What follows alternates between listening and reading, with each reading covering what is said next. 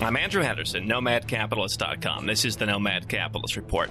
If Nostradamus were alive today, he'd have a hard time keeping up with my next guest. The king of predictions, Gerald Celente, has predicted everything from the 1987 stock market crash to the boom in bottled water. He holds court at TrendsResearch.com, home of his TrendsJournal. He's here with us today. We don't want to waste any time. Mr. Celente, thank you for being my guest. Let's talk what is on everyone's mind right now, Cyprus. It is the next step in the government reaching right into your pocket. Talk to us about some trends you see in Cyprus. Well, it's a trend we had forecast. You go back to our TrendsJournal, top trends of 2012, over a year ago, and we warned about bank holidays. And before that, I've been on the media talking about bank holidays. And I was talking primarily first about the United States having one. And then as things started to unravel in Europe, I warned that that would be the next place it was going to happen. And that was about 8 months ago. And then this March, we warned that, in February rather, we warned that the equity markets would be rattled in either March or April. And we didn't know exactly why, but, the timing was right. And so what's going on in Cyprus is very predictable. And we look at that as the first test case to see how much they can get away with. And when you read the language, Andrew, it's pretty disgusting. You pick up the Financial Times, New York Times, Wall Street Journal. When it first started happening in Cyprus, they called it a tax on deposits. And the other lovely word that they use, that white shoe boy language word, is haircut. They gave depositors a haircut. They stole the money from the people. Can anybody say that? And we warned that this was going to happen because the whole financial system is unraveling. Look what happened. Ben Bernanke just had a public a press conference. It kind of reminded me when I was in high school, the high school reporters asking the principals softball questions. But be that as it may, more QE, quantitative easing. The markets are rigged. The bond market's rigged. They're saying it right in front of you. They're going to buy what?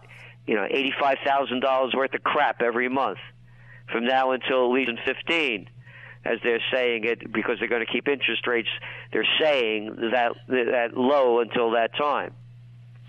So when we go back to Cyprus, you understand that the only reason that the world economy is stabilizing at any level possible is because of all of this money that's being dumped into the system. In the United States, they call it quantitative easing. Over there in Europe, they have a different line of BS. They call it OMT. That's their BS, ongoing monetary transactions, and before that, long-term refinancing operations. They'll throw. How's that, to throw you a line of baloney? So what they're doing is there's no way to solve these problems. And markets are going to continue to be rattled as the banking system continues to unravel. There's no question about it. The only way they're holding it up is by these ultra-low interest rates and dumping money into the system. So what does that mean in the United States, for example? Well, you heard the American Banking Association say that, don't worry, your money is insured. Well, guess what? It was insured over there in the EU, too. That's right. In the Eurozone, deposits of over 100,000, under 100,000 euros were guaranteed. That's a requirement for being in the Eurozone, 100,000 euros. Right. So they screw the people. So now in the United States, they don't have the money to back this thing if there's a collapse. So will they call it a financial collapse? I doubt it. What they'll say is that, the Chinese, North Koreans, Iranians, you pick them, anyone you want, did something, and maybe they attacked our, cyber warfare or terrorist or false flag or real. They'll come up with an excuse to close the markets and close the banks because they can't solve the problems.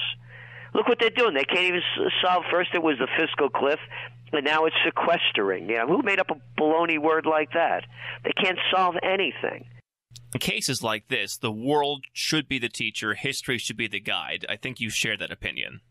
So go back in history. Can they do it here? Franklin Roosevelt did it with the Emergency Banking Act of 1933. Why won't they do it again? Well, now we have FDIC. Well, there's not enough money to cover the bad bets, but be that as it may, let's go back to 1933 again. Back then, the dollar was pegged to gold, and gold was selling at $20.65 an ounce. And Franklin Roosevelt demanded that everybody turn in their gold. They confiscated it, penalty of law. And after they got all the gold in, hey, guess what? Gold is worth more than we thought. Ha, you sucker. You sold it to us for $20.65 an ounce. We just raised it to $35 an ounce. Oh, that means, by the way, you lost 70% of your purchasing power. That's what I believe they're going to do. They'll cover the bad bet. No, we're going to pay you. Don't worry. Don't worry. As soon as you get this straightened out, you're going to get your money. It's just not going to be worth anything. That's the way I see it unraveling, first in Italy or Greece, Spain or Portugal, one of those, maybe even Ireland, and then it's going to continue. So my belief is that unless you have your money, you ain't got nothing. And I learned that lesson with MF Global because I got effed by MF Global. I have 6 figures. I had 6 figures of money in a segregated account. And they stole it. Stolen in the Eurozone. You know, these are the people that Jesus Christ chased out of the money chain, out of the temple, you know, that he warned everybody about. So nothing has really changed in 2,000 years. Gerald Celente runs the Trends Journal, TrendsResearch.com. What I think is so fascinating about what you do is that we talk about learning from history. People look back from 1933 all the way on back. They see these trends. 6 words that are wrong with America. We talked about the words ask and just, as in we're just asking you to lop off and steal part of your bank account. Talk to us about the 6 words wrong with America. Well, I would say, you know, that there were actually 4. Too big to fail. That's what killed capitalism. We have fascism. And, you know, it's the merger of state and corporate powers. I mean, you heard Attorney General Eric Holder, or is it Himmler Holder? I keep getting them confused.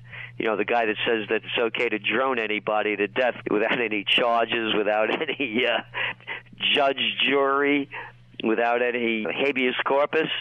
He said that the big banks are too big to fail. That they're too big to prosecute because they're too big to fail, essentially. And when I talked about Christ chasing the money changers out of the temple, and you're talking about history, go back to history. How about a name like James Madison? You know, these politicians are always shooting off their fat mouths, quoting the Founding Fathers. Try this for a quote. History records that the money changers have used every form of abuse, intrigue, deceit, and violent means possible to maintain their control over governments by controlling money and its issuance. Sound familiar? That was back in about 74? Well, it really has become platitude city with these governments. Let's talk about Cyprus and the effects that I think you and I would agree are going to have aftershocks. It's going to have a ripple effect. People in the United States already having their freedom to move money around, clamp down on. Part of it's terrorism. Talk about the effects that you see, the trends you see in moving money to safer places, restrictions on that. Well, they're already doing that. They're making it impossible. It's becoming harder and harder unless you're really at the top. You're one of the top criminals. You know, the word justice, by the way, is being misspelled. It's J-U-S-T-U-S, just us. You know, they're not going to prosecute the big guys because, hey, it caused too much disruption. We can't disrupt anybody. You haven't seen one head roll on Wall Street, have you? And you see what's going on. Try to renounce your citizenship and take up another one. You're a traitor. Oh, see how hard it is. I mean, it's almost impossible anymore without it costing you dearly financially.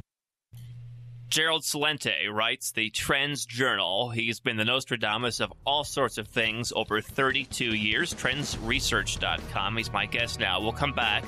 Want to continue to talk about the after effects of Cyprus, safe havens for money. Go to nomadcapitalist.com and get our free white paper for your 7 steps on finding the safe havens. We'll be back with Gerald Celente. I'm Andrew Henderson. This is the Nomad Capitalist Report.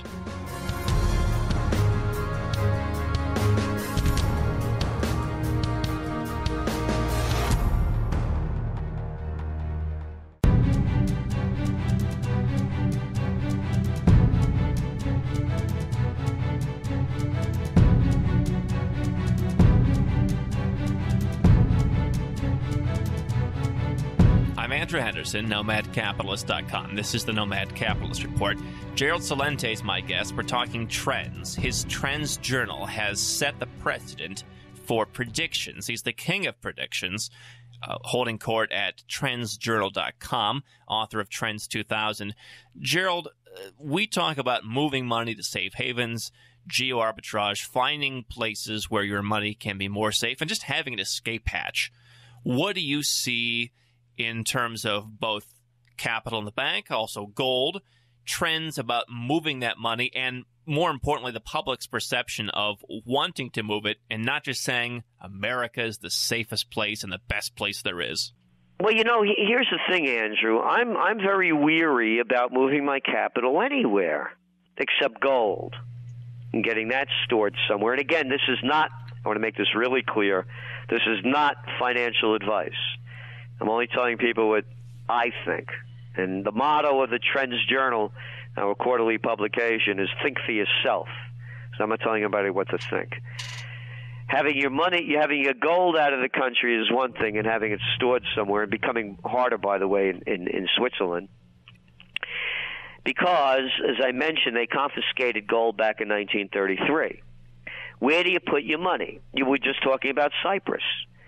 Cyprus was the equivalent to the Cayman Islands in that part of the world. Yep. And the game could change at any time. They have very low tax rates. It was a place to wash your money. That's the other thing I get a kick out of. I'm listening to CNBC. There's this guy, Simon, this little weenie, this little squeaky little jerk, and making fun of the Russians because they have their money in there, and making the comment, actually, as a matter of fact, as if he knows that it's all, dirty money.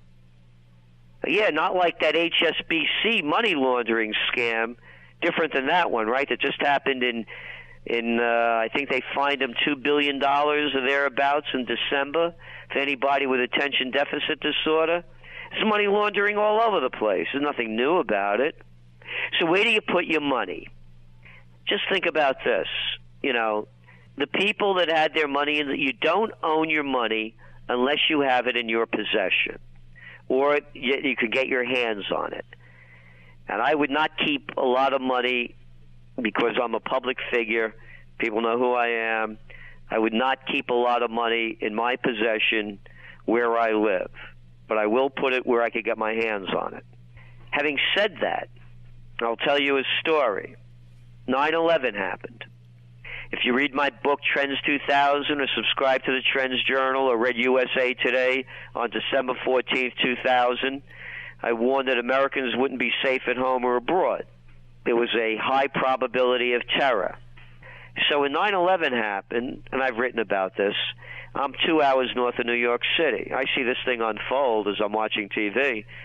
First thing I did is I picked up the phone and called I called Fleet Bank. It was a Fleet Bank at the time. And I had all my money in certificates of deposit. I said, listen, I want them wired to my Rhinebeck branch over here. The guy cuts me off. He said, I started giving him the wire transfer information. He said, Wall Street's closed, and certificates of deposit are financial instruments traded on Wall Street.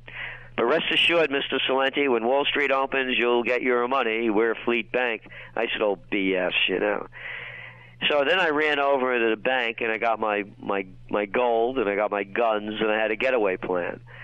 And I didn't know if they were going to whack Indian Point. because ostensibly, and I'm not saying whether or not 9/11 happened as they say, but as it was unfolding, they whacked the Pentagon and the planes were ostensibly coming down the Hudson River. And me being a New Yorker, in case you couldn't tell by the accent, I know exactly, the layout around here. And Indian Point is about 40 miles directly north on the Hudson River, nuclear power plant of Ground Zero. So I said to myself, if they whack Indian Point, you're going to see chaos like you've never seen before. So I'm ready to get out of here. I'm going to head to Canada. From Canada, I could go anywhere. The point being, Andrew, I couldn't get my money. My money was stolen from me by MF Global. Oh, it's like Cyprus. They keep pushing it back, and they'll push it back, and they'll push it back while they try and figure out what their plan is. Talk about gold storage, though. You've talked about that. We talk about that.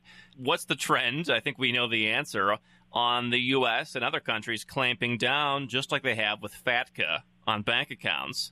Now they want to make more laws, just saying we're going to make you declare every safe deposit box, vault, or cubby you have anywhere in the world. Well, you saw the new legislation that just came out, giving the NSA, the CIA, all of them, the FBI, virtually every government institution that they want, all our financial information. So of course they know exactly what we have, where it is, and how they can get it. Fascism has come to America. I mean, you're not getting it. You want to talk about what's going on in Cyprus. They're doing the same thing virtually with these record low interest rates. By allowing the big banks to borrow for almost nothing and paying the depositor nothing. So you're actually losing money by keeping it in your bank when you account for inflation, what you get and what you have to pay on for interest. So all we're saying, there's Gerald Celente's GC's 3Gs, guns, gold, and a getaway plan. And to me, that's what works for me.